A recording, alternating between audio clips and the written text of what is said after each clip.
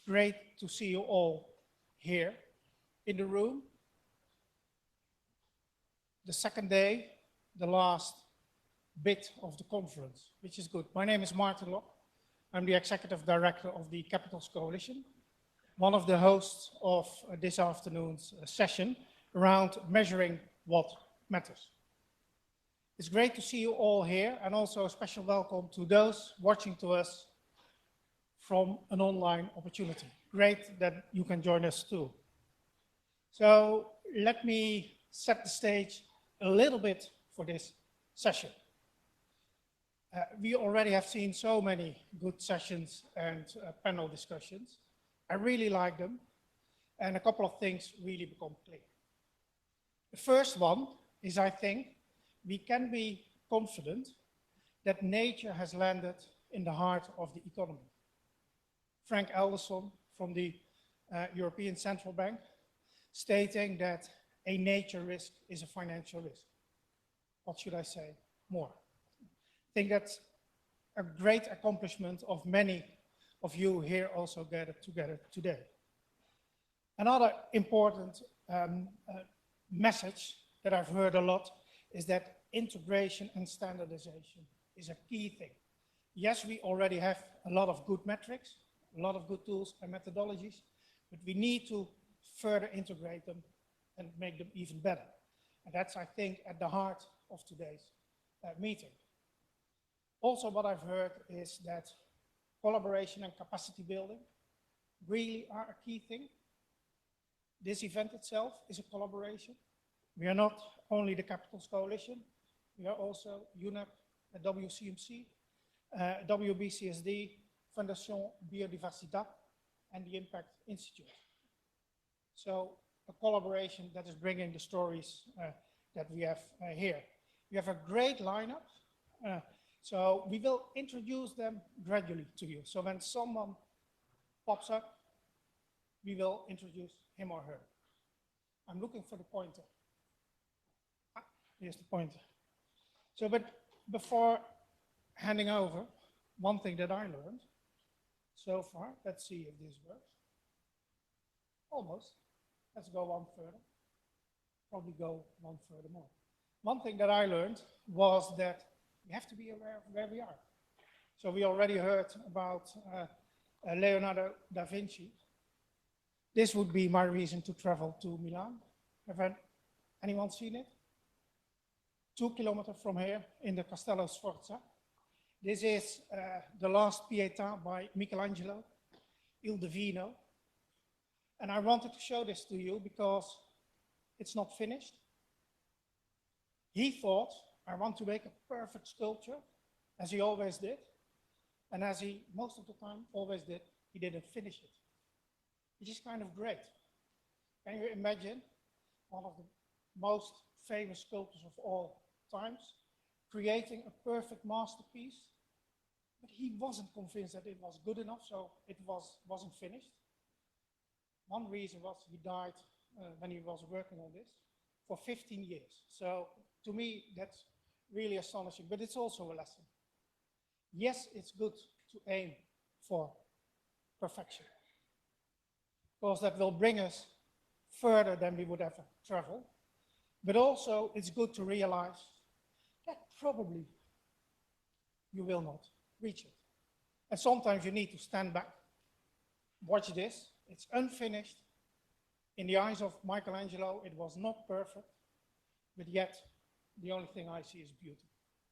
So I wanted to share that with you before we go ahead. So let's bring on stage the Michelangelo of measuring what matters. So Jake Bedford, please step forward.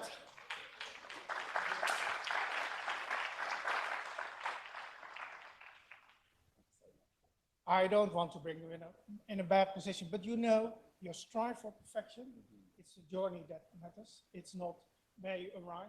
And in between, see what you're seeing.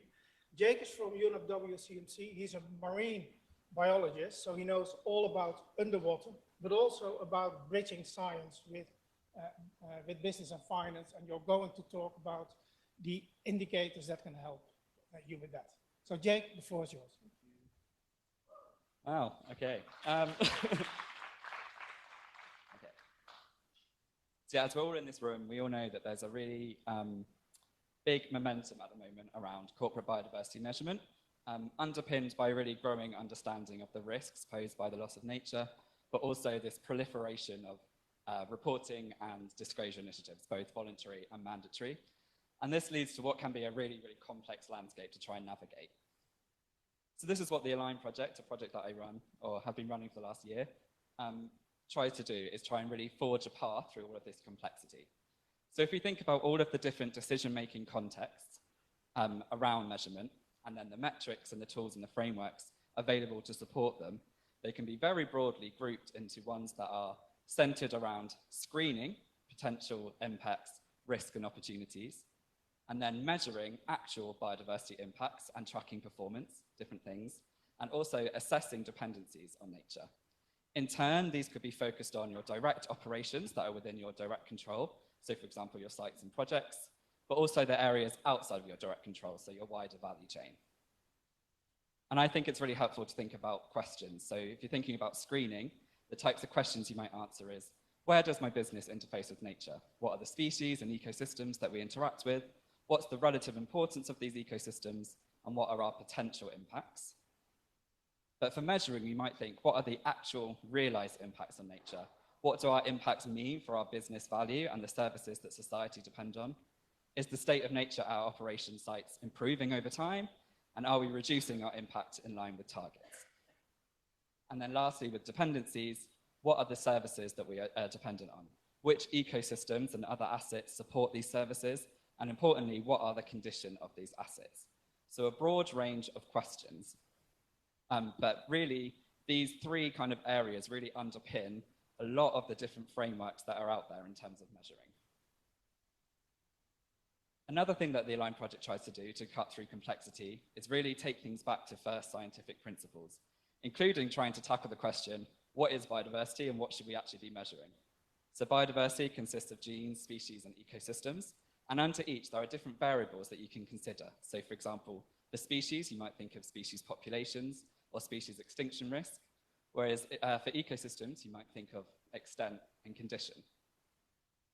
So if I want to take a quick deep dive into one of these areas, ecosystems, and just demonstrate how they can be considered on lots of different scales of decision making.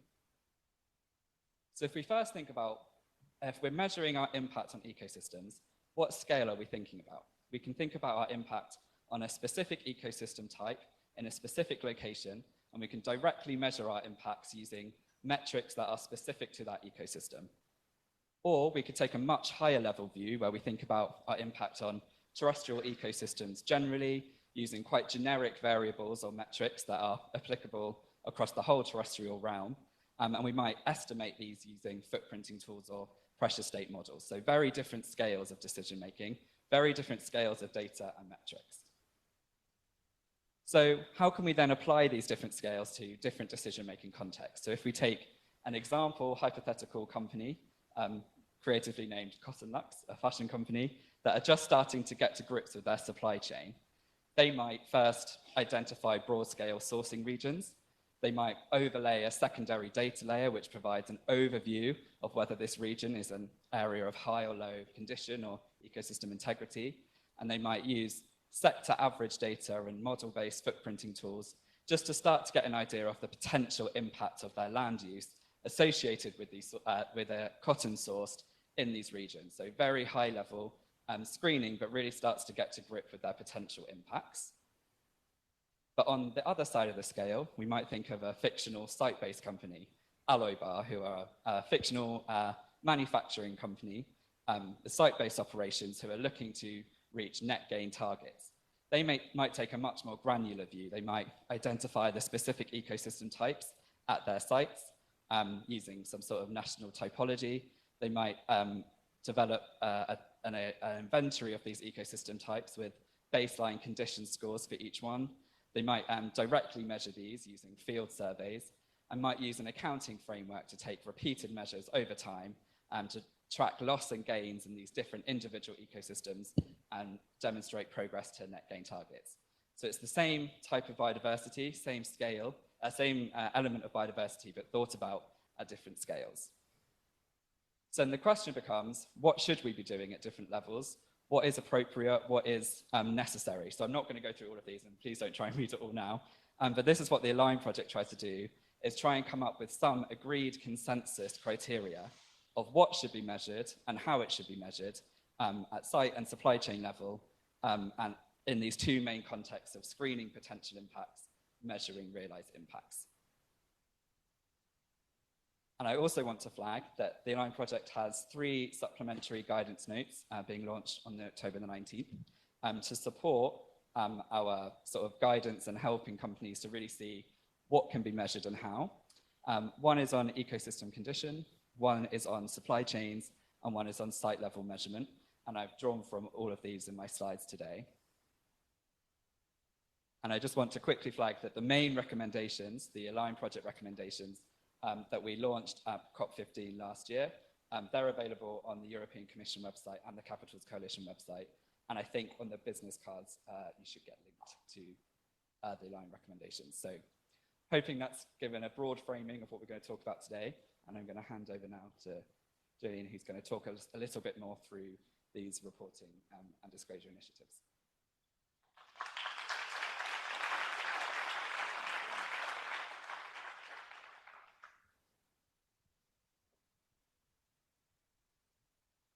Thank you very much. Hi, everyone.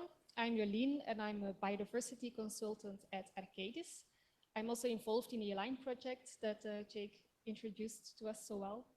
And I'm also involved in different projects funded by the European Business and Biodiversity Platform. And in this slide, I'm here to announce an upcoming thematic report on biodiversity disclosure initiatives. The Business and Biodiversity Platform is leading into the frameworks of the initiatives on measurement of biodiversity and related metrics. And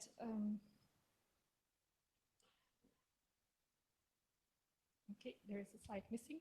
And the Business and Biodiversity Platform since 2018 has published some annual reports that are covering different measurement topics for biodiversity, which includes the different measurement metrics and different accounting approaches for biodiversity. We released, let's see, there's a slide missing, I'm sorry. We released in 2022 a thematic report on biodiversity data, which included different innovative measurement approaches for biodiversity, which include eDNA and bioacoustics. And by the end of last year, we also published a thematic report on nature positive. And this year, by the end of December, we will publish a thematic report on biodiversity disclosure.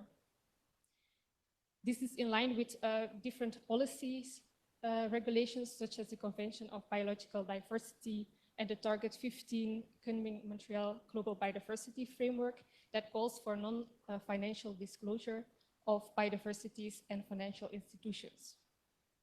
We will, in this thematic report, we will guide different businesses on how to report on how the landscape of biodiversity disclosure is taking form, because there's a lot of movement in the world of biodiversity disclosure.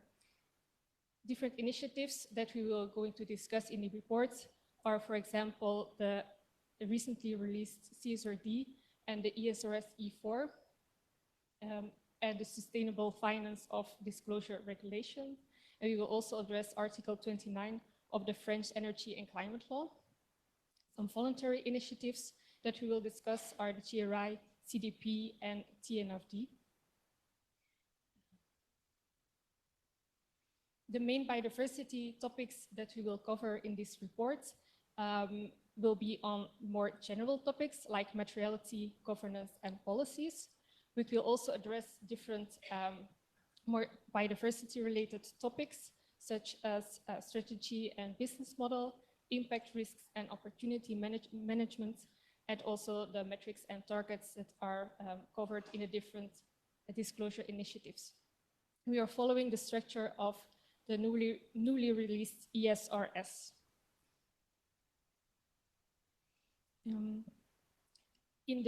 By reviewing the different initiatives and focusing on the similarities and especially the differences between the different disclosure initiatives, we will guide businesses on which action to take to be compliant to one of the biodiversity initiatives, but also which action is further needed to be compliant.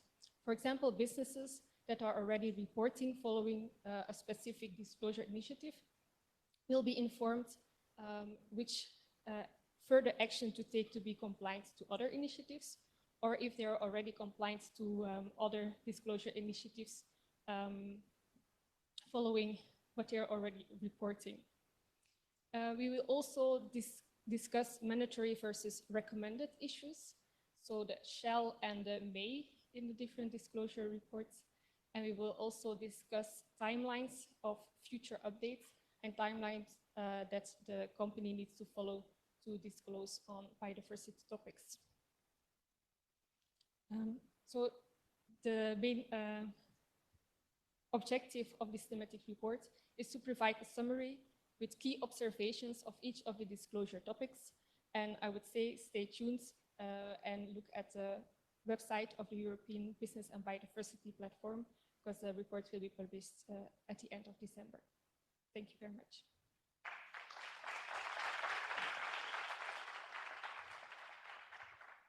Thanks very much, Jolien and Jake, for that brilliant background on what's coming up as well. And it's always brilliant to have this theoretical knowledge be translated into something practical as well. So we're really excited to have 3 case studies here as well. And thanks to some of the partners on the project to help us with that reach. To have Alba, Ancochea, Díaz, Isabel Tome, and Isaac Najera here speaking from AstraZeneca, part of the Public Affairs and Sustainability team, and Isabel Tome from Iberdrola, Head of Natural Capital and Biodiversity, and Isaac Najera on the Environment team, Senior Manager at Repsol. And so without further ado, I'll give the stage to Alba to kick us off with AstraZeneca. And we have about 30 minutes for the case studies and about 10 minutes for questions afterwards. So it would help us if you're already thinking about what you'd like to ask afterwards.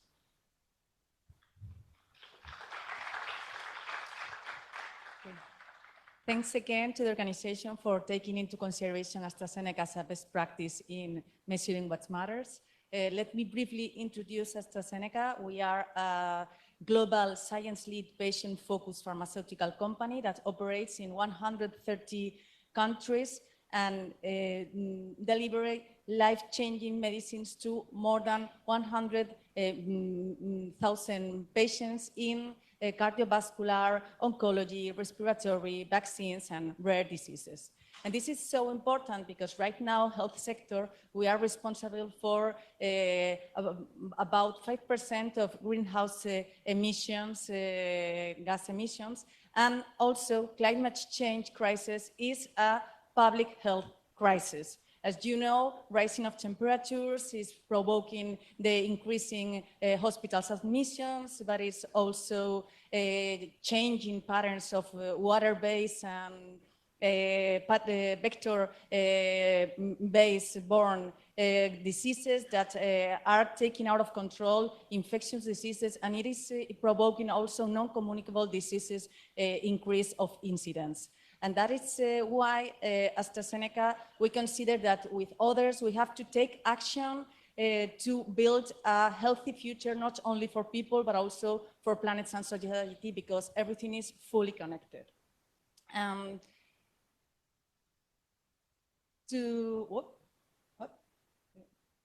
What I did? Something's, okay. Here is it. Okay, speaking about measuring what matters, firstly is to define what matters to who. We conducted in 2021 a materiality assessment, and what most matters to our business, but also to our stakeholders, is for sure access to healthcare, but followed by environmental protection and ethics and transparency. underpinning environmental protection, we have three material focus areas. That is, firstly, accelerating the delivery of net zero healthcare, and proactively manage our impact on environment, and it implies for sure biodiversity and nature, and invest in nature and biodiversity. For the very first beginning, we've been concerned on measurement and quantifying our impact. That's why we were one of the first 7 companies that were verified by the Science-Based Target Initiative, and we are also in the CDP project disclosure, and we are aligned to the TCFD reporting. But as you can see, for us it's essential to measure, to also quantify our advance in these 3 interrelated topics. Our first step was to assess our climate-related risk. We conducted this screening study for 2 future scenarios in different centers that we operate, but also different activities, research and development, operation, manufacturing, and it was done with the Environment Resources Management Expert Group, but also regarding with water, with the WWF Water Filter Initiative. And what it brought about is that there are many climate change risks affecting our business. Even we analyzed the exposure to climate change in the supply chains of 10 of our medicines, but we also found, and this is more related with the biodiversity, some elements at risk, as for example, the increase of the cost of the raw and sourcing, but also our increasingly demand of our supply chain of renewable energies that, as you know, has an impact on land. But this is just an example of our climate-related risk assessment. And moving to what really matters today, that is our impact on biodiversity. All over the summit, it's been mentioned how complex it is to quantify our dependencies and our impacts on biodiversity. And to do it, we firstly want to understand these relations, this relationship, and to do it, what we have done is to try to deeper know, and it's been done based in that Science-Based Target Initiative, but also aligned with the TNFD.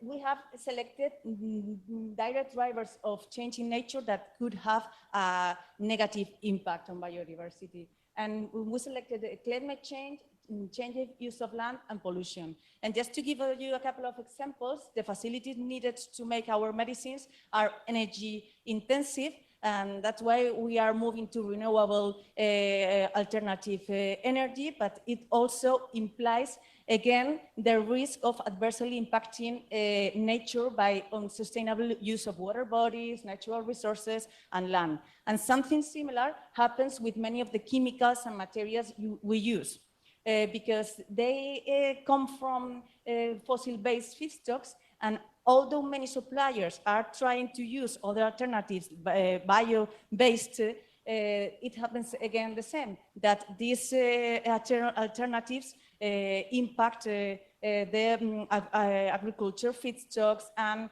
even with using of fertilizers, and it's again like it has a side effect. And last but not least is our potential impact on wildlife that can also occur from the exposure to our pharmaceutical active ingredients. This is quite concerning topic to all pharmaceutical companies, and that's why we have established and we lead a kind of alliance that is called Pharmaceuticals in the Environment, to develop scientific knowledge on this, the impact could have in water these pharmaceutical active ingredients, because it not depends, it doesn't hold on what we do. It depends on the patient's use of medicines, and also it could impact in those areas that have non-proper water stewardship or those areas with high density of population. So it looks like it's everything under control. I think one slide is, okay, yes, they should. But it is not always like this in those areas that even complying with safe AP discharge concentration, we run that risk. That's why we always function based on a circular business model across all entire supply chain. And this life cycle approach, we start by always trying to avoid, then to reduce, and finally to protect and restore. This is an example of our approach. Firstly, to keep that circular model of functioning, we start by developing suitable metrics that allow us to monitor our progress to more circular economy, for sure using renewable natural resources, minimizing our amount of material, and trying to maximize the wasted recycle. We can say right now that we have reduced our waste by 18.6% since 2015. And regarding reforestation, it is true that our metrics are above all in numbers of investment or planted trees, but we are also collecting data on the impact we have on threatening animals, on water, and also in local economies development. And to end with, I would like to also share with you our challenges to scale down this strategy and this measurement to local sites, because I've explained our global approach, but then each site has their own operation and their own procedures. Right now, we are including 2 expert groups that advise our board of directors in terms of sustainability. One is an internal one. The internal one is key because it implies employee engagement, but also collects data on prior risk before starting initiatives and later assessment, and an external one with different stakeholders. We are developing a diagnosis with an expert agency, but it's also that we are quite advanced because our vendors have been already requested to disclose their emissions and their impact on environments, so it's going to be easier to focus on biodiversity in a future. It happens the same with facilities. As we are reporting our carbon footprint to reduce it and compensate it, we have already ongoing this assessment, and right now the next challenge is to put a higher focus on biodiversity. For sure, as it was mentioned, we have the support of certification and the corporate sustainable reporting directive that is going to make us the path easier. That's everything for today because time is running out, but if you want to have more information, everything is in our website, and for sure I'm at your disposal to answer any question.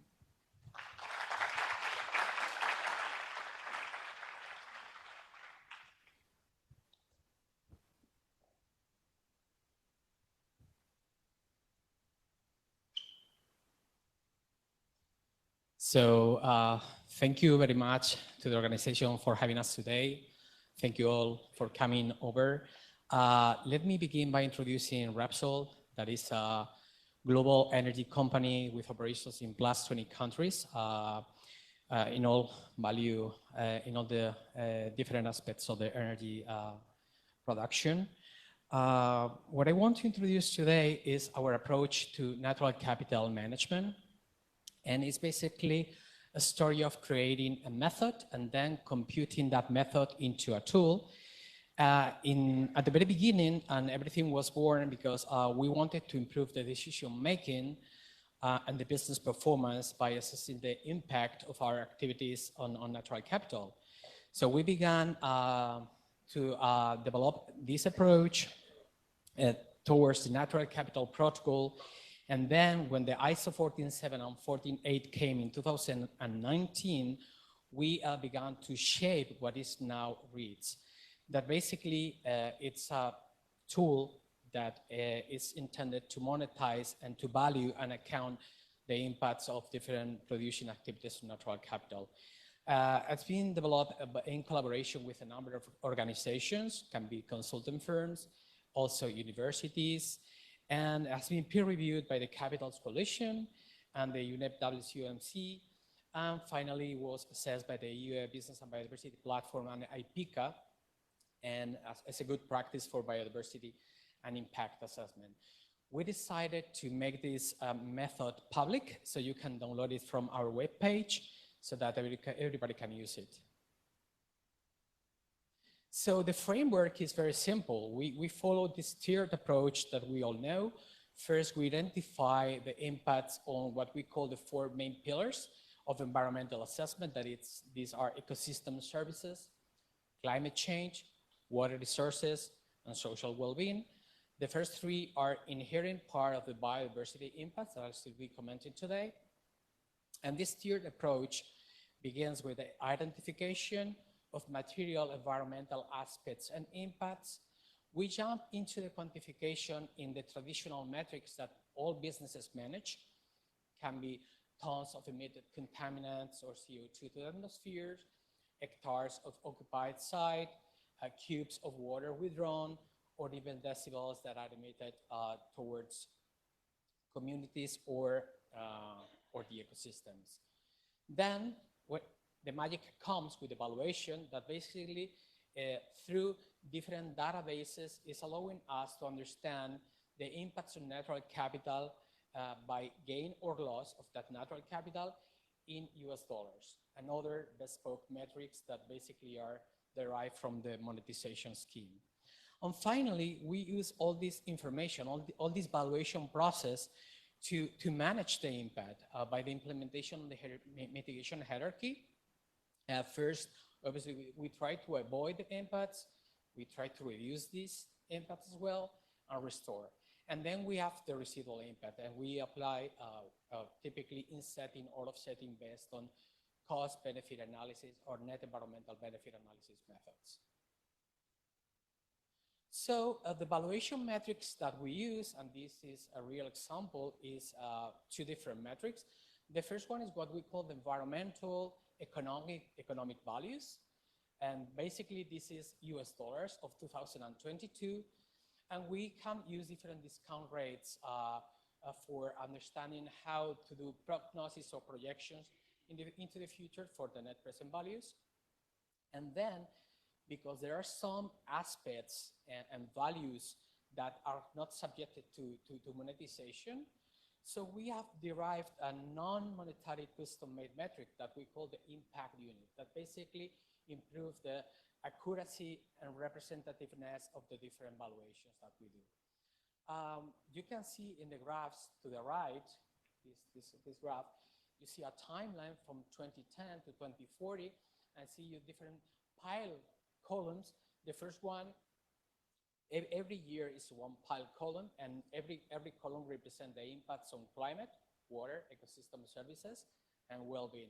And you typically see that curve represents or responds to a typical production profile or of an oil and gas facility. We have seismic and exploration, we have drilling, exploratory drilling and development drilling, and then we begin production until the cease of operations and we begin the commissioning. Those impacts need to be understood in terms of materiality and also in terms of net gain or net loss of natural capital.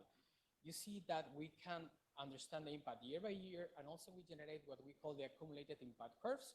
And these accumulated impact curves are the ones that are helping us to understand our gap to nature positive goals and visions. And the bigger is the gap, the more efforts we need to put to bend that curve. And then we have the biodiversity approach that is extracted from the natural capital valuation, and it's slightly different because We, as I mentioned before, we reckon that the impacts on biodiversity are composed of impacts on water, on climate, and on ecosystem services. And by understanding what percentage of the different ecosystem services are going to be impacted through the different environmental aspects and impacts, and by understanding how much water I'm detracting from fresh water, both surface and groundwater systems, I can begin to understand the potential impacts on biodiversity. Obviously, we do modulate that impact on surface and groundwater, that impact on ecosystem services and climate by understanding the presence of endangered species, the presence of threatened species, the importance of the appreciation and dependence of different ecosystem services for the communities as well. So that's part of what we call the biodiversity approach for the impact units. Then we have the biodiversity indicator that basically is based on the extent and condition of the ecosystems that are in the area of influence of our projects. And we use that, and we use the star metrics to derive these. This is a real case of an upstream oil and gas facility. This is basically a drilling stage. We drilled 5 exploratory wells in Gulf of Mexico. And although in the area of influence of our project, we did not impact the seabed by any means, the seabed survey, we reached an agreement with the Mexican government to do some offsetting in some Ramsar and national parks. Specifically, we were requested to plant 3 hectares of coral reefs that were dying and work on 50 hectares of mangroves in 3 different spots. You can see that in the first 2 years, we have some bars that are going up. Those bars represent impact, negative impact due to the activity. And then you see a blue line that is going down, then peaks in 2030 and start going up. It goes up because you reach the plateau of generation of ecosystem services, but taking into consideration the net present value of the different mangroves and coral reef projects is ramping up. So at the end of the day, the baseline impact of that project was the overall detraction of 3.32 million of natural capital. After the implementation of the mitigation hierarchy, avoidance, reduction, and restoration, we had a residual impact of above slightly higher of $2 million. This is with a 3% discount rate, and it is a class 5 estimate. So the offsets were calculated for the next 20 years, and this was an agreement with the government. So we obviously, the impact, net impact on ecosystem services and capital natural is relevant, is much higher than the impact. And this is typically a case of ecosystem services gain and biodiversity impact, net impact generation as well. This is another example of the implementation of the net environmental benefit analysis. We were discussing of either a full removal of 1 platform and 8 subsea wells and 100 kilometers of buried pipelines, mostly trenched and buried, versus a partial removal of these lines. You can imagine that the first option implies a lot of impacts due to resuspension of sediments, a lot of noise in some mammals and corridors. Also, we need to haul hundreds of ships to the coast for the management of the steel. So overall, the baseline impact for option B, that is the one that we think is best for the betterment in terms of the net environmental benefit analysis, was nearly 10 million of net loss of natural capital. By implementing an offset of 10 hectares of what we call the life boosting unit, that basically is to create artificial reefing and Posidonia growth in some seagrass meadows, we calculated a positive outcome of 6.22 million, with a negative impact of $320K. But at the end of the day, this is the overall impact on natural capital, but in terms of biodiversity, we calculated a positive gain of 100K impact units. You see that we have the examples of the generation of ecosystem services as well. So very, very quickly, this is the way we approach natural capital detraction or gain in Repsol. We have run all our facilities from the upstream refining chemicals, green hydrogen, hydropower, mobility, all those installations were run. Now we understand the gaps. We have a portfolio approach to manage this. And we understand the impact intensity of the different elements of the energy value chain. And what is also important is not the total impact, it's also the impact versus productive metrics, the impact versus financial metrics. This is helping us to understand how far we are of any natural positive goal or vision. And we are deciding in early project stages the best way forward. And also we use this information to engage with our stakeholders and partners. So this is all. Thank you very much.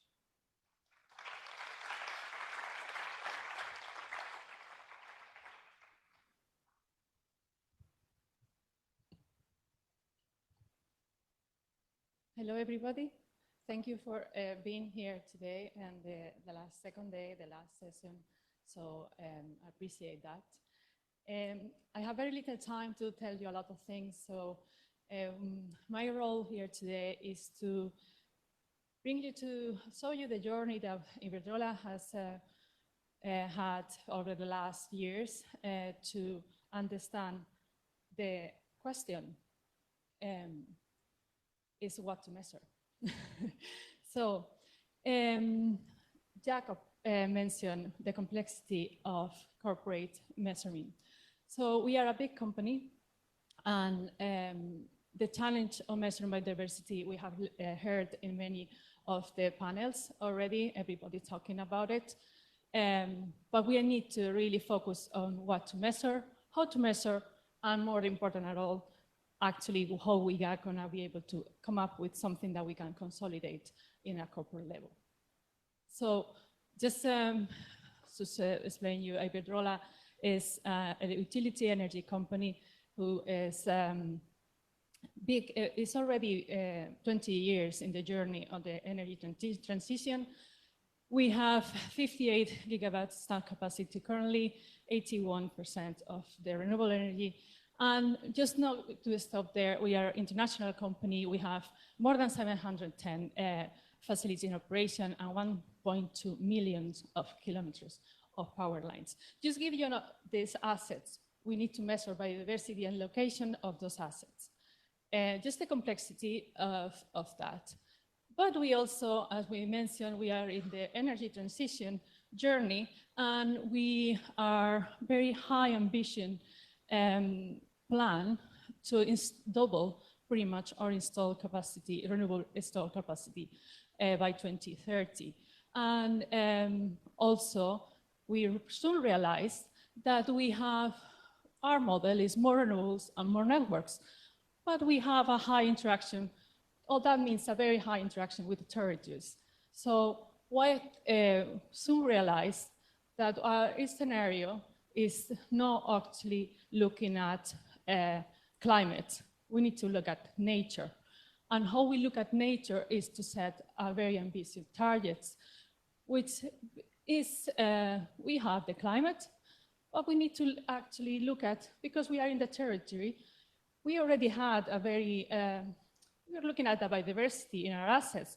We need to look at what is the materiality of the new scenario we are in becoming into the doubling our capacity of renewable energy. So we need to look at also our value chain. So we need to look at our circular economy. Looking at, so we set ambitious targets, no mention there, but, and we need to actually implement it. So we look at, we launched last year a biodiversity plan, and here we just want to focus on the measure part. We, as I mentioned before, we need to, my role here is to bring you an example of how we have integrated the biodiversity into decision making. How we actually, and why, and what, and how. So what do we measure?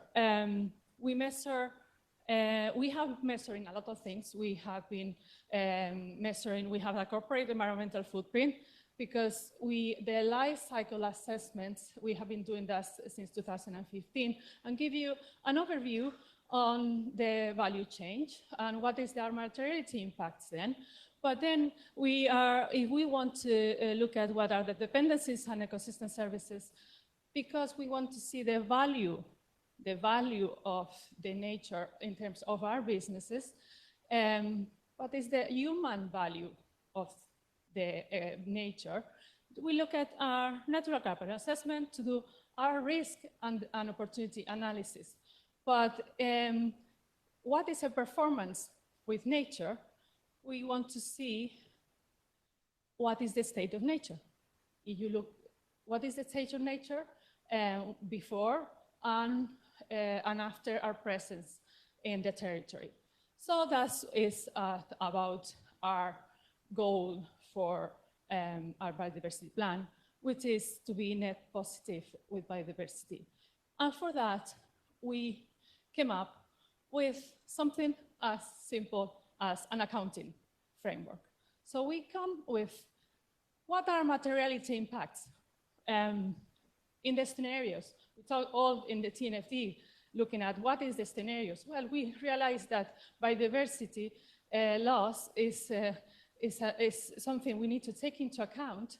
And in a scenario of low biodiversity, we have a risk, an operational risk.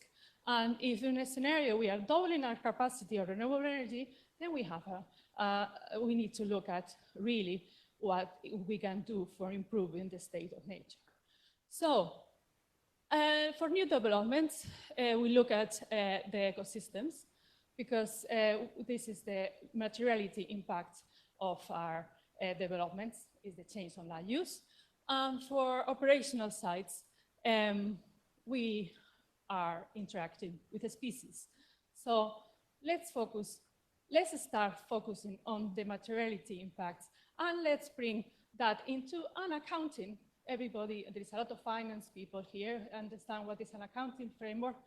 It's a balance of what is the negative and the positive. And we do that with these metrics.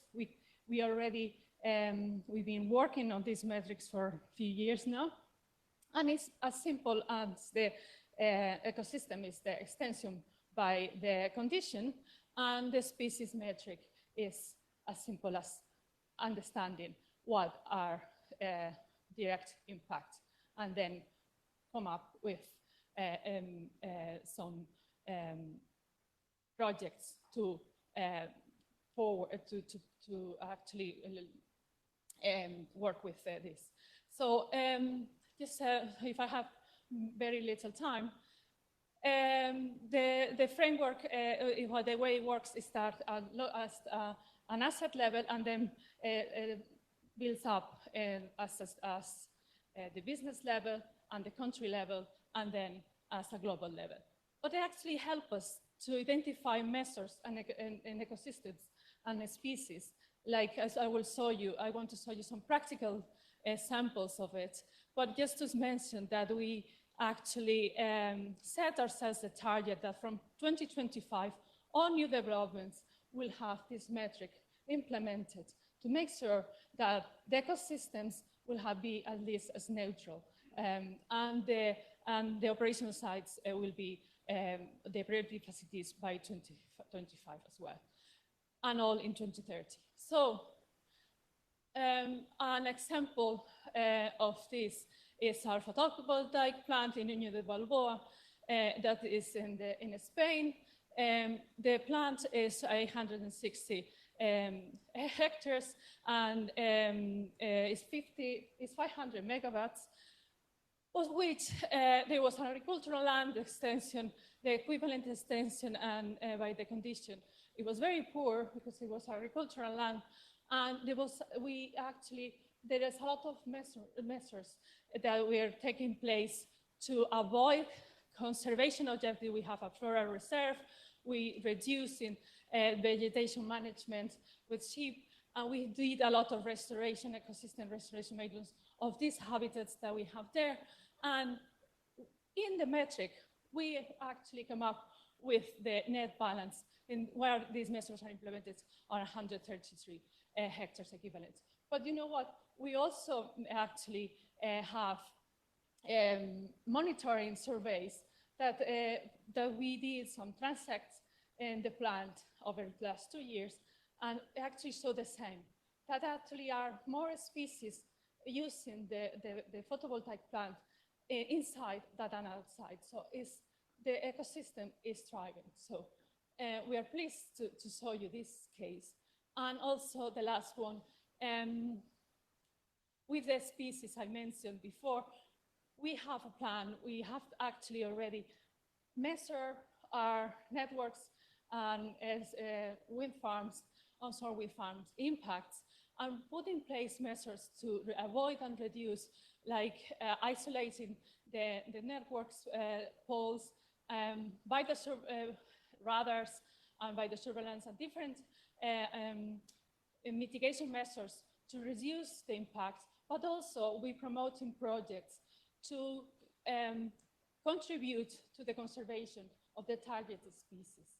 So I know I don't have much time, so very pleased to share more with you, but I hopefully it's been helpful for you.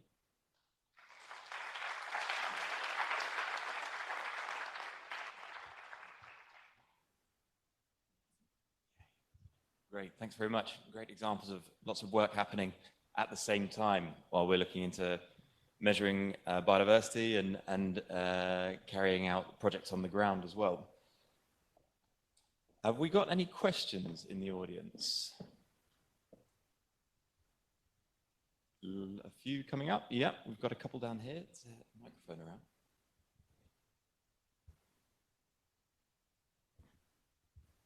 Hi, thank you for sharing those cases. Really interesting. My name is Kathleen. I'm from Land Life. We do ecosystem restoration. I had a question specifically on the Repsol case. I was wondering what the weight is of the IUs in decision making by your senior management versus other indicators.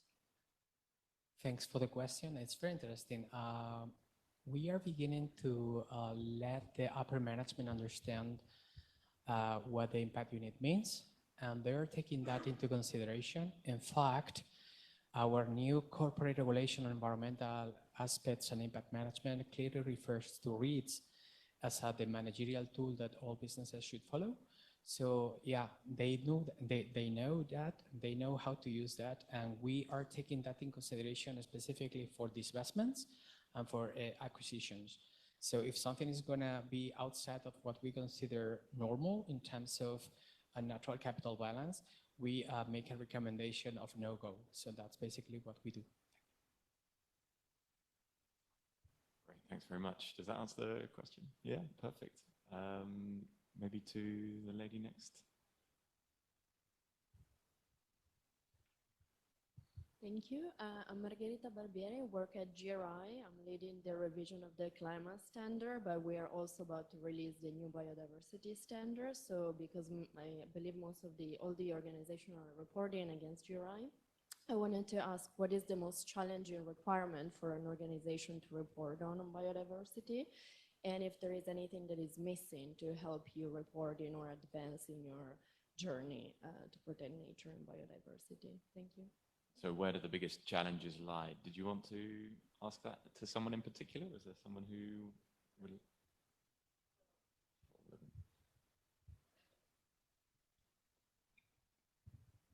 What are the biggest challenges? I think the standardization and understanding of the bringing down really to the details of the metrics, all indicators, because yeah, the GRI proposed indicators, and then you had to come up with metrics to respond to those indicators. And I think the standardization of those metrics will help to disclose in a more reliable way. I think, and also, well, at a corporate level, obviously, the challenge is the duality on corporate granularity data and local data, and how do you consolidate that data? And I think this is said in my presentation. So I think the local data is there is no standardized methods for condition, as I mentioned. So disclosing some results that is not standardized can get confusion. Is there anyone else that wants to elaborate on that? To us, the most difficult challenge is to obtain information from the use that patients do of our medicines, as it's completely out of our control. We have pharmacovigilance methodologies to monitor and to follow the use that patients do, but we cannot really know how they use it, if it is a proper use of the medicines. And at that point, we cannot obtain data and the impact that it has on water. So I think that's the most difficult challenge to us, and this is the point where we are investing more time and efforts to try to obtain a scientific knowledge and to promote the proper use of medicines. Okay, brilliant. Yeah, so downstream data collection as well is a big challenge. Are there any other questions that we can go to? Yeah, there's a gentleman there on the left. Thanks a lot for this example. Jean-Pierre Maujean de Veolia. Two questions to the three panelists. What's the feedback of your financial partners, particular investors, when you disclose these elements? Are they satisfied or more demanding on the other information, on other indicators?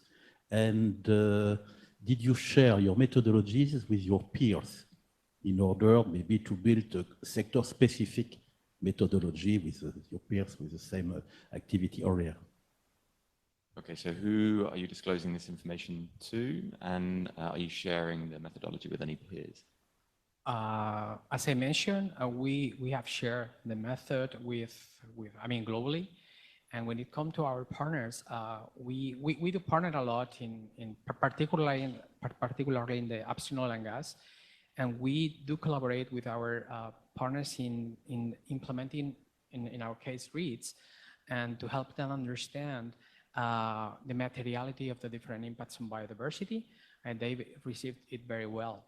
So yeah, I think it's partners globally want really to take on board methods that are recognized and may help them in their management approach.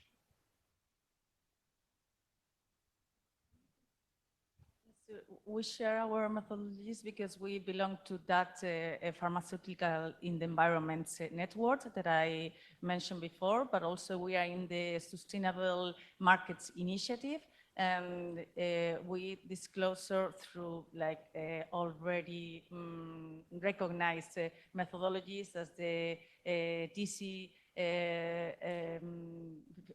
or the TNFD that we are also preparing to report for the next year. Yes, I think the fact that we are here trying to share our methodologies in terms of we are working at several, the World Business Council and several other platforms where we are meeting with our peers and trying to share. In terms of our approach in the condition, I actually like to share, not only share, I like to learn from others to actually overcome the barriers that is taught to standardize measuring condition in the different countries. So more than welcome to have more conversation on that. Great, thank you very much. Can we get a round of applause for our three brilliant case study presentations as well? Thank you, Isaac, Isabel, and Alba. And the topic of collaboration came up there as well, working together with partners on further developing this. It's always difficult being the trailblazers in biodiversity measurement as well. I forgot to mention earlier, I'm Tim Polashek, by the way. I work alongside Martin, Tom, and Adana at the Capitals Coalition, so then you know who I am as well. Without further ado, I'd like to pass on to Annelisa Grigg, Director of Global Balance, to host a discussion with some fantastic panelists as well. Thanks very much.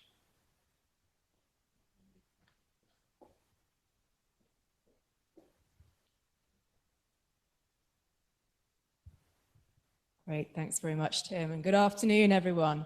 So I am Annelisa Grigg. I'm director of a small consultancy called Global Balance, board member of the Partnership Biodiversity Accounting Financials, or PBAF, a member of the GRI Technical Committee working on the biodiversity standard, and I was involved in TNFD's early thinking on metrics.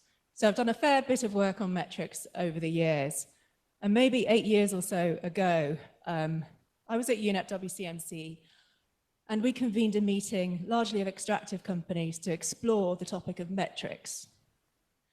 And in the same way as we had some beautiful piano music playing us in this morning, we played the theme tune to Mission Impossible, because at that time it really did seem to be quite impossible to get the Holy Grail, the one ring to rule them all, that beautiful biodiversity metric. But we've already heard today that we've made great advances.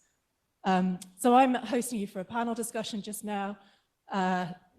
We'll spend the next 20, 30 minutes just looking at the lay of the land in terms of biodiversity measurement, where we're at, where we're going, and how companies can respond.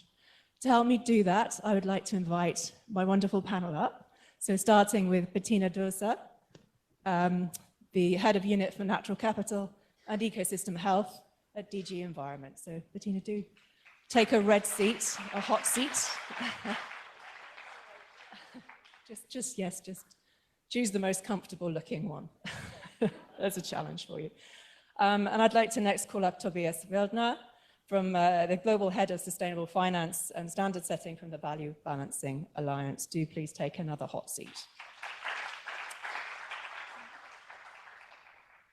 Tom McKenna, the Senior Manager at Capitals Coalition. Do please come up and join us. And finally, Andrea Rusman, do please come along as well. So Food Transition Lead from the Impact Institute.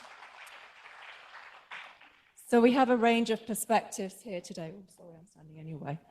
That we're going to explore. So really just starting with the lay of the land for biodiversity measurement.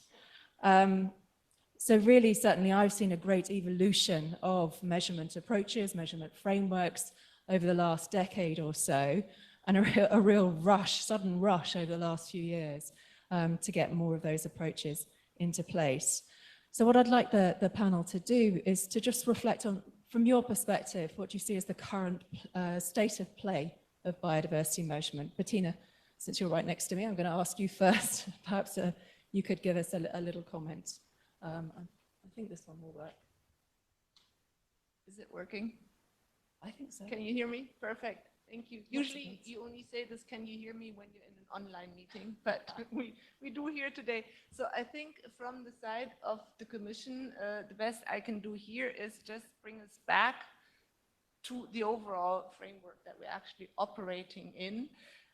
As you all know, we are in the period of the European Green Deal. It's now been there and it's been guiding us for a few years. And for biodiversity, this has really been a game changer. So we have at EU level the biodiversity strategy for 2030, and many of you have mentioned the date of 2030 in the concrete examples that you have shown us also. We have at global level now the global biodiversity framework that we talk about a lot also since yesterday and here.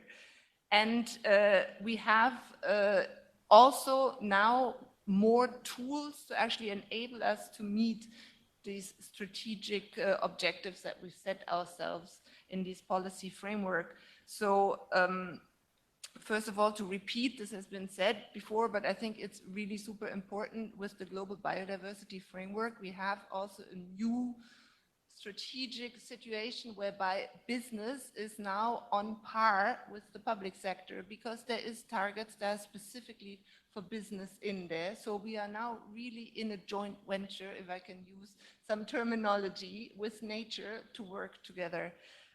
We are equipping ourselves with the tools to get there. So for example, under the biodiversity strategy, a lot of actions and also new legislative initiatives have come out at EU level. One that has been mentioned several times here also is the nature restoration law, which is actually one that I'm personally involved in at the moment. This will be a major tool to help us get to meet also our global obligations. And in parallel, of course, from the European level, we have several tools that have come out recently. And here I can only refer back to what others have said in panels, the taxonomy regulation, for example, with also the individual objectives that have been declined into concrete actions. This is out, and also the corporate reporting standards that many of the colleagues here today have also mentioned. So in sum, I think it's fair to say that we are approaching consolidation of what the public regulatory side can do at this stage. And the question is now, how can business, how can we all get there, and what steps are available? And here the Commission is also helping more from the enabling side. So for example, the work of the Business and Biodiversity platform that brought us here together is working on these measurement methods, and a colleague has just explain to us what is forthcoming this year, what kind of reports, what kind of work streams are ongoing. So I will not repeat this, just to say this is an extremely important work, because the platform is helping businesses to actually understand what existing measurements are out there and how they can maybe apply them, and how we can help them also with the platform to know better which one is maybe the best for them, and how also to see how they fit together. The Commission, of course, is also funding many of the ongoing initiatives. For example, we had a presentation of the Align project. Their Commission is amongst those who are funding this.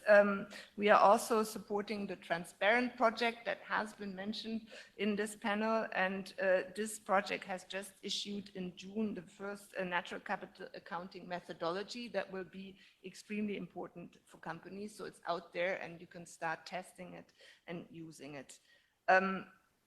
Maybe just to say from the Commission side, also the obvious, we've heard this by the high-level panels in the last 2 days, monetary valuation does not mean putting a price on nature. What it means is to better understand the impact of companies on biodiversity and the dependency of companies on biodiversity for actually their financial living and also the profits they make, of course.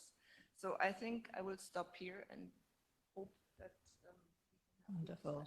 Thank you. So much progress made in terms of driving, having a strong enabling environment to drive measurement and disclosure, but also those frameworks to actually enhance the consistency of disclosure. Tom, perhaps I can turn to you to reflect on the sort of more of the technical state of play when it comes to measurement. Yeah, I guess going back to a high level, like biodiversity is inherently complex. I think Jacob's done a really good job earlier. He was talking about the sort of 3 different levels. Complexity doesn't necessarily mean it's impossible to understand. It just means it's useful to apply a framework, and what the Align project does is it does that in terms of looking at genes, species, and habitats as well. So you can directly measure stuff. So that includes just going out in the field and just counting numbers. That's incredibly expensive and complicated and time-consuming to do. Or you can look at things a little bit more sort of standing back and using technology and modeling to do that as well.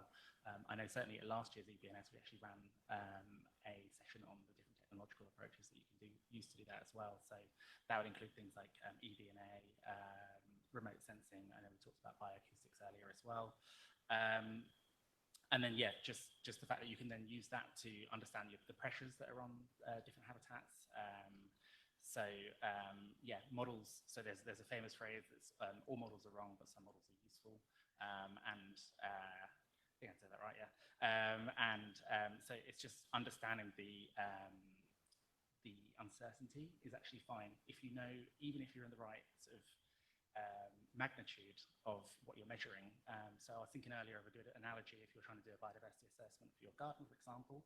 If you know that you have between 0 and 1 hedgehogs between 1 and 10 hedgehogs and between 10 and 100 hedgehogs, they're still like magnitudes of data, but actually like that will make a big difference as to what's in your garden, for example. So if you could just factor that in, then that's useful as well. And then finally, just to say, like, understanding things at site and project level is a lot easier, but as you go down the value chain, it's a lot harder because it becomes out of your hands as well, I guess. Thanks, Tom. I think you've got our catchphrase for the session there. That's brilliant. And I think there's certainly been a lot of discussion around where some of the limitations are, as well as the strengths of these measurement approaches. I've also heard quite a lot of call for standardization. Tobias, maybe I can get you to reflect on where you're seeing the standard setting sort of scene going with this, and how measurement of biodiversity is being integrated in some of the standards that you're working with. Yeah, sure. Thank you. First of all, thanks for having me.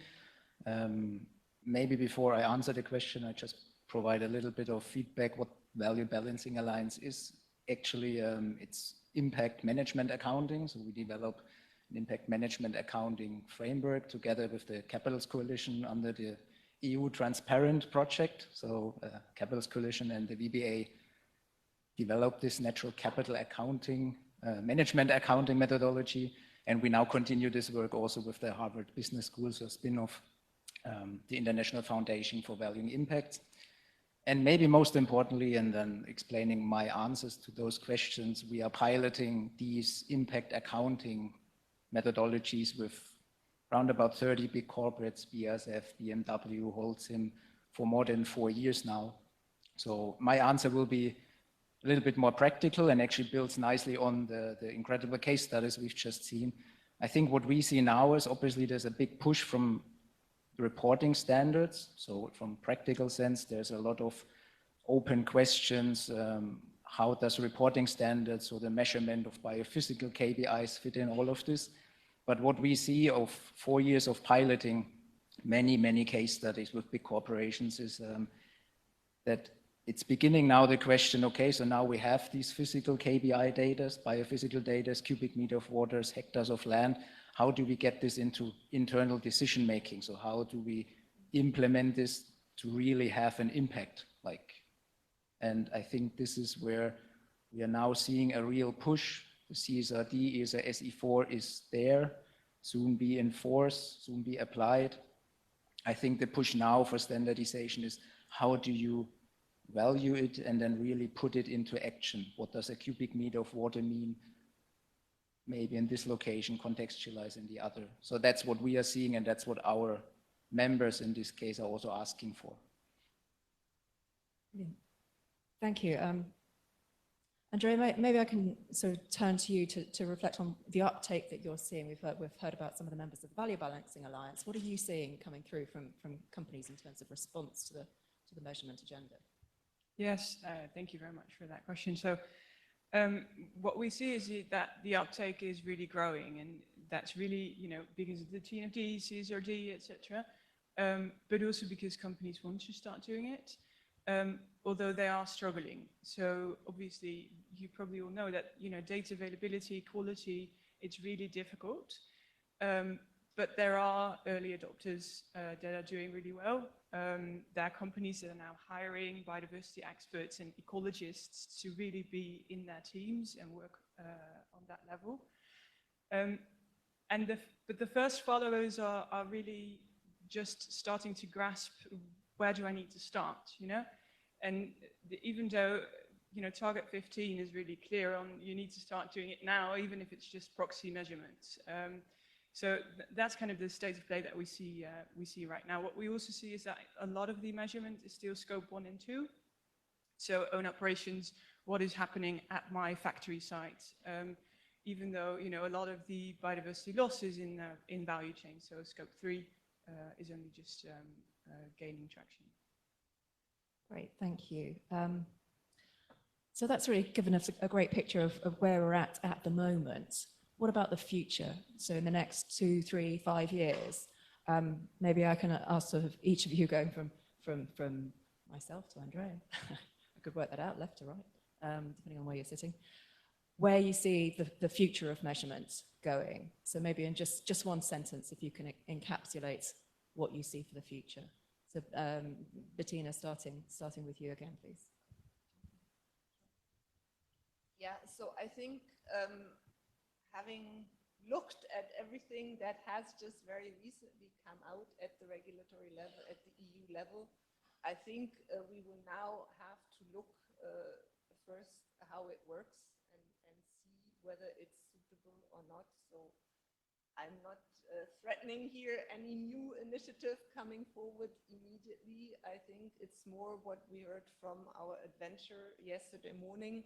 It's a step-by-step approach, and eventually we will get to Antarctica. So this is also true for the regulatory level. We will go carefully and see what we have. In the meantime, of course, we will continue the enabling work that is so important. The work of the platform has to move and has to make sure that all the companies that are interested can actually benefit from these exchanges, can learn, and can get some help from their peers if necessary to move along and to become more nature positive, because I think all those in the platform are already quite along and far ahead, and there's many out there who we would like to join still so that we get a bigger activity going. Thanks, Bettina. So Tom, having just completely changed the order that I was going to do it in, sorry about that. What does the future look like, maybe from more of a valuation perspective? Where do you see the topic of valuation coming into play here? Yeah, so in the Align project, we actually looked at valuation. There was actually a really, really good report came out last year from IPBES looking at the different types of valuation for nature. They found there was over 50, but broadly speaking, they can be categorized into 5 broad categories, which we put down in Align as well. And those are direct, which are normally the stuff that you're able to value really easily with monetary value.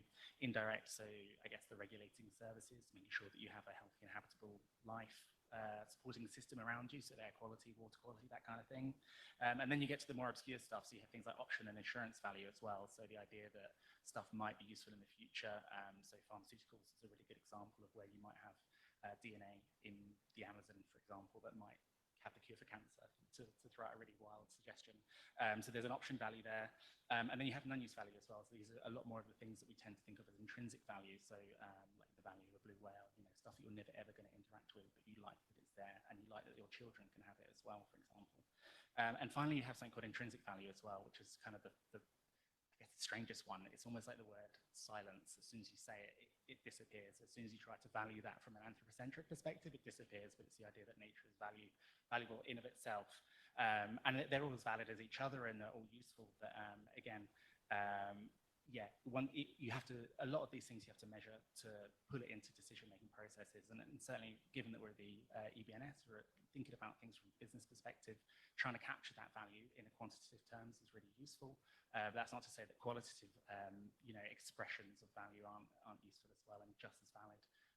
So yeah, the more you go down from qualitative to quantitative to monetary valuation, the less information you have, but the more useful it is in terms of trading it off against other types of capital, for example, or comparing it to other companies.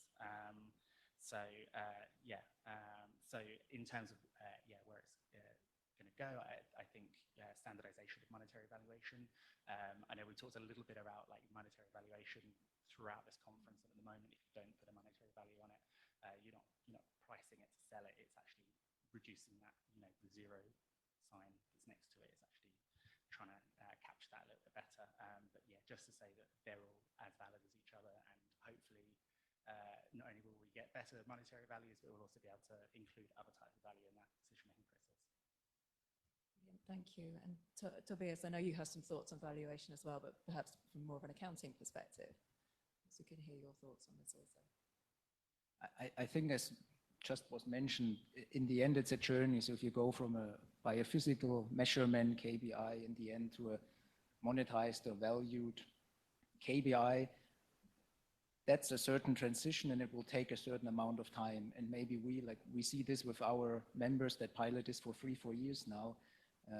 I think what will happen now is that there's the scaling up. You first start with very small case studies. They might not be that material in the context of the company itself, but it's like getting to know first biophysical KPIs, how they can be interpreted in a business context. And then you move to monetized, so valued impacts in the impact case or dependencies, would be the same thing. And then once you're familiar with it and how you actually might fit into decision making, then you scale it up. And I think this is what we are seeing with our 30 members and beyond them. And I think this is what we're gonna see. And then there's a second aspect maybe, and that relates back to reporting. If you look at financial reporting, we have a standardized way of showing things, like in financial statement. And I think what we are also seeing at the moment is there's an increased interest in something like an impact statement or a dependency statement, where you still need to standardize what you show there, but where there's something that you can put next to your financial statement and again start that journey that will then take years, but think about, okay, how does this fit with each other? So one is more the corporate side, that's scaling, and the other one is maybe back a little bit to the standard setters. Now you have physical KPIs, but now you at some point need to make the link to what's there from financial accounting. So different measures alongside each other. Yeah, brilliant, thank you. Andrea, we've heard quite a lot about biodiversity and a little bit about other issues and how they relate to biodiversity. The question I'd like to sort of ask you really is what you're seeing amongst the people, the companies that you're working with around linking these different issues. So particularly thinking, say, about biodiversity and climate change and presenting a more integrated perspective on measurement. Are you seeing that evolve? Do you see that coming down the line? Yes, I do. It's limited still, but I'm really optimistic about what's going to be. And I really believe that, you know, incorporating all the non-financial capitals into your strategy, into your KPI setting, into your bonus structures should be part of the future. And maybe I just want to give a tiny example, because I really believe it's not just about financial risks, right? It's really about non-financial. And actually it's about people, and it's about people's livelihoods. And the reason I'm bringing it up is because actually the food sector is the main driver of biodiversity loss, right? We know that. 80% of the food that is being produced by over 600 million family farmers. That's direct livelihoods. And that's not, so we cannot see that really apart from biodiversity. Quick example, I was in Ivory Coast last year. I was going to a lot of different cocoa family farmers, and they were saying, okay, we are being told to diversify our activities, to grow our income and grow biodiversity. But actually, they didn't have the land to do so. And they could only get the land by deforesting. Well, guess what? They weren't allowed because of biodiversity. Next to that, they don't earn enough money to put their kids to secondary school, which can lead to child labor. But they also don't have enough money to put into good agricultural practices and other, you know, biodiversity enhancing methods. So taking a holistic view, taking systems into account is just, we really cannot go without that if we are talking about biodiversity. So we live in a complex world, so we need measures that need to deal with that complexity. And I guess we're not there yet, but we are getting closer to it. Maybe I could stay with you, Andrea. Don't put the mic down yet. Have you seen the sort of the measurement approaches that we're beginning to see? Have you seen them driving different decisions? Are you seeing different decisions being made as a result of this evolution? Yes, we do actually. We see quite a few different actions. I have a few examples. So one example is Dutch energy infrastructure companies.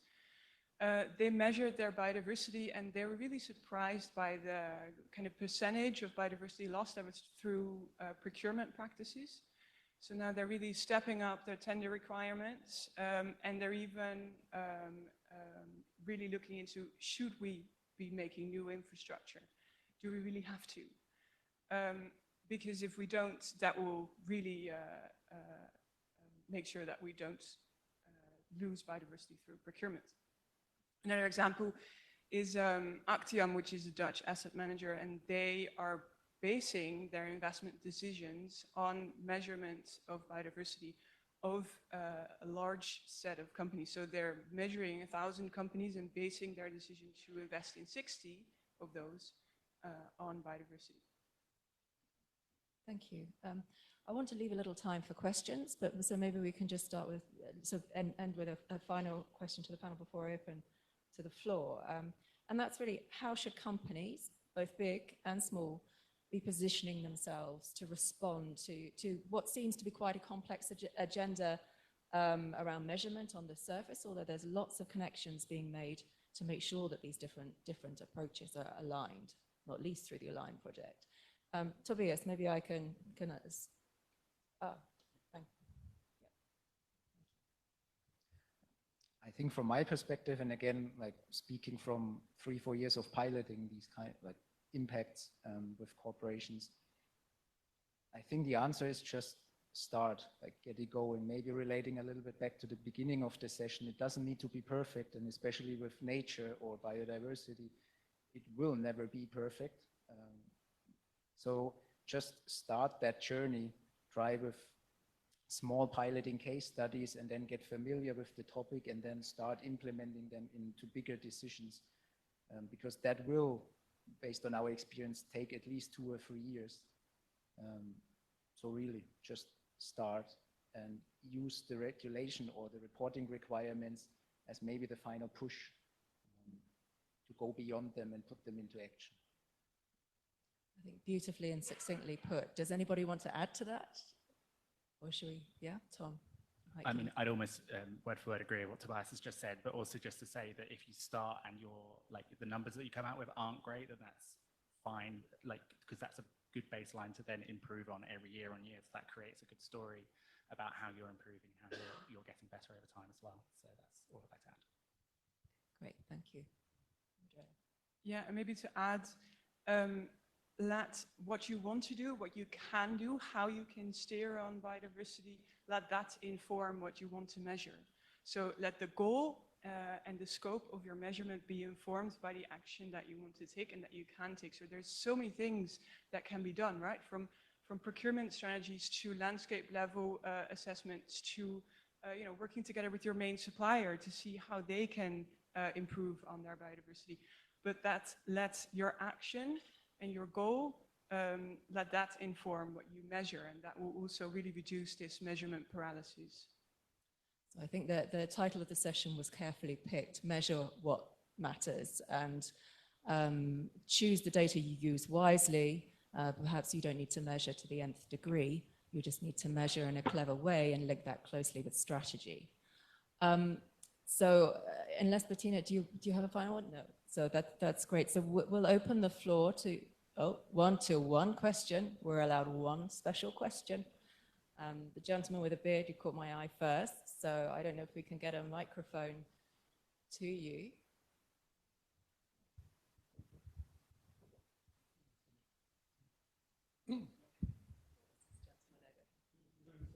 Thank you. We could try that. I have a question on sustainable finance. So I'm wondering, how do you take into account the following thing? If you want to invest in a green sector, so for example, an IT company, relatively green, every dollar invested is going to make it slightly greener. But if you invest in a steel manufacturing company, I assume that if there is a measurement measuring what kind of impact the investment has, it's going to have a much bigger impact in terms of reducing the biodiversity or the carbon footprint of said company. I'm wondering if you're measuring this in any way. Okay, would anybody like to take a go at that? Yeah. So I'm not sure if I understand the question right, but do you have 2 investment decisions and one has a better impact than the other?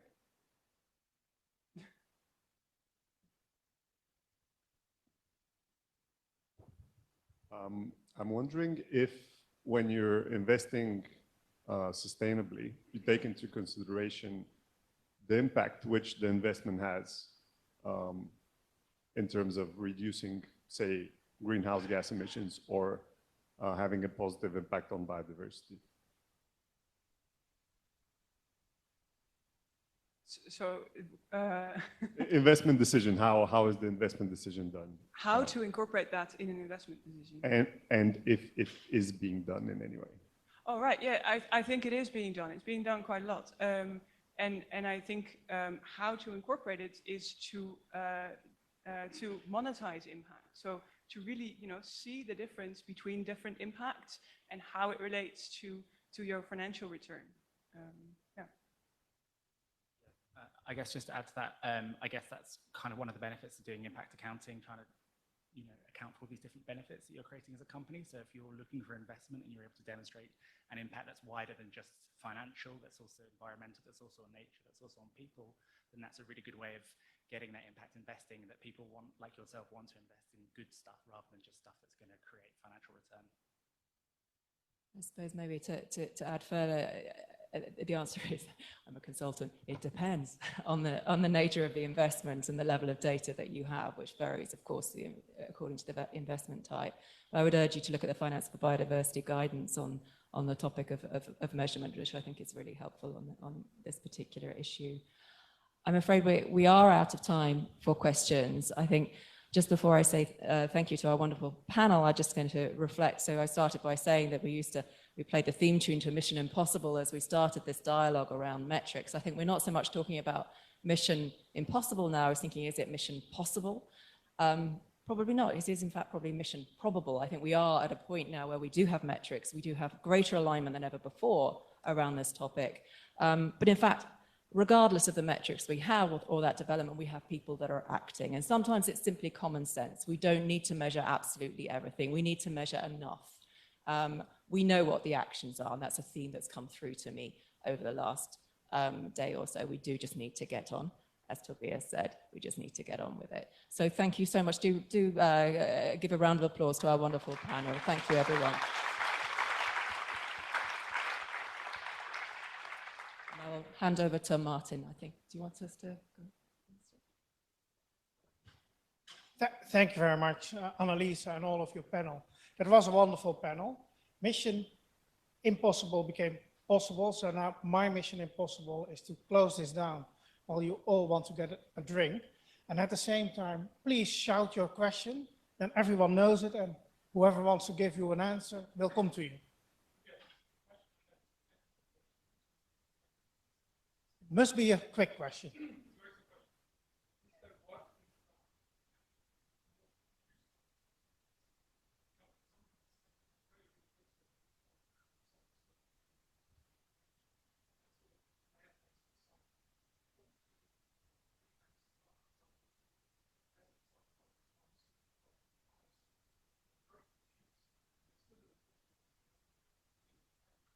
So is there work done on the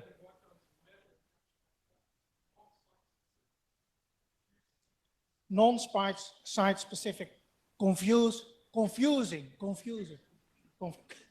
So that is great. If you have an answer, please go to, what's your name? DG Environment. So always good to make DG Environment happy. So Tom already wants to start answering. No, we are not going to do that. We are going to close down. Sorry about that. Again, a big round of applause for all of the panelists here. Also, I mean, it is becoming a mission possible. Please also give an applause for the practitioners that we had before, because they are already stepping forward with good examples. Really appreciate it. It can be daunting. Yes, there is new guidance on its way from Align other projects. So there are a couple of people from Capitals Coalition. So there's Tom, there's Tim, always confusing.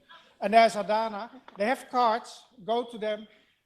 They will give you a card, you have a QR code, and you can find loads of materials through that.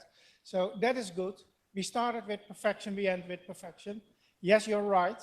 If you go step by step on the Earth, it's round, you will end up in Antarctica at one time. If you're a sculptor and you go on and on with the chisel, at a certain moment in time, there's no stone. So please stop soon enough. Perfection is not needed. start using all of the materials and the techniques that are already available, assess, and start to act. Thank you very much.